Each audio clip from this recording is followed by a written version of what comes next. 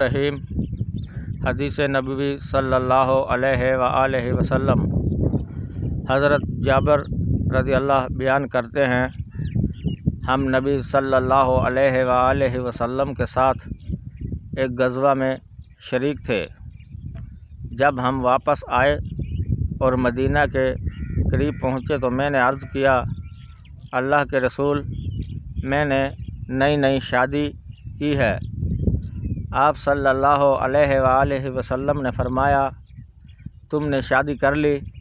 میں نے عرض کیا، جی ہاں۔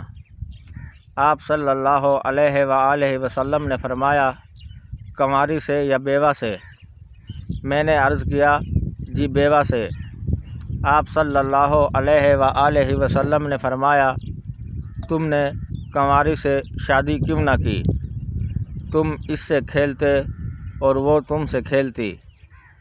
جب ہم مدینہ کے قریب پہنچ گئے اور اس میں داخل ہونے لگے تو آپ صلی اللہ علیہ وآلہ وسلم نے فرمایا، ٹھہر جاؤ حتیٰ کہ ہم رات یعنی عشاء کے وقت داخل ہوں گے، تاکہ منتشر بالوں والی کنگھی کر لے اور جس کا خاوند غائب رہا ہو وہ زیر ناف بال صاف کر لے۔